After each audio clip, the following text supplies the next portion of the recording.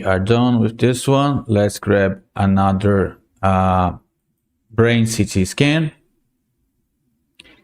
Brain CT scan, head CT scan, as you guys may please. This is a male patient. He is 60 years of age, and it says he has suffered a trauma to the head. So head trauma, it's downloading.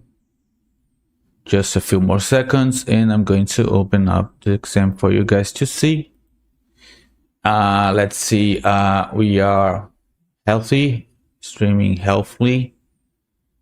You're welcome, Rip.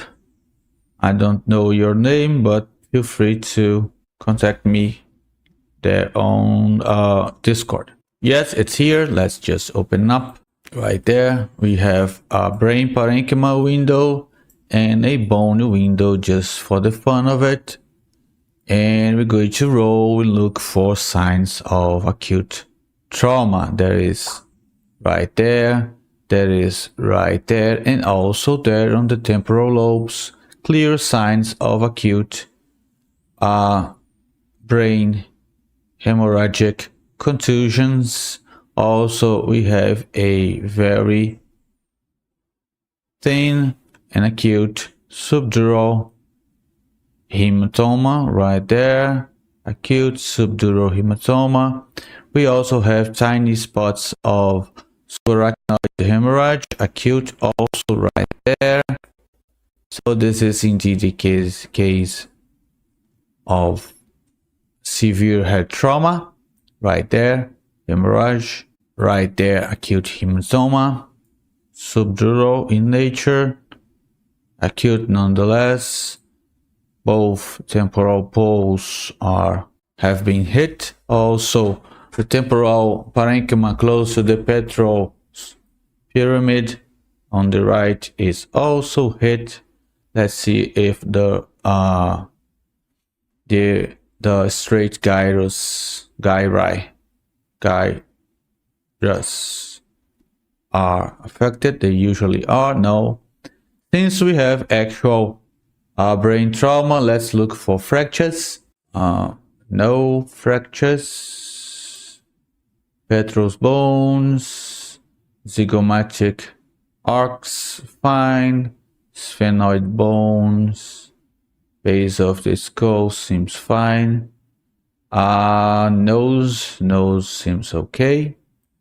Septum, bone septum okay. Maxillary sinus and orbits are looking fine. I'm just going to do an MPR right there to look for fractures of the face, facial fractures in the coronal, which is the best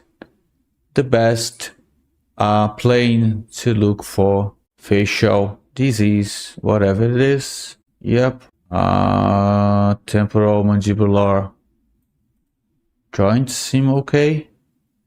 Looks like a yeah, there is a partial dislocation of the left, right there, of the left mandibular joint. I suppose let's just go for a sagittal to be sure. No, it's just an open mouth. Not a dislocation, just a partial excursion, a partial regular normal movement of such joint. So no bone lesion that I can tell, just diffuse and at least moderate traumatic disease of the brain, acute hemorrhagic disease. This is quite concerning. I'm just going to report it. Overall, the brain itself is fine. For a 60-year-old patient, it's great. But now it isn't much greater than it was. It was supposed to be greater than this because there is diffuse, acute, traumatic, and hemorrhagic disease on this otherwise good looking brain. There are some calcifications right there and right there. I'm also going to describe that. This is residual disease nonetheless. 0.4, fine.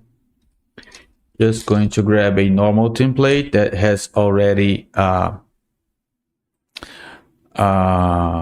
vascular calcifications in, because there are some tiny vascular calcifications on the carotids.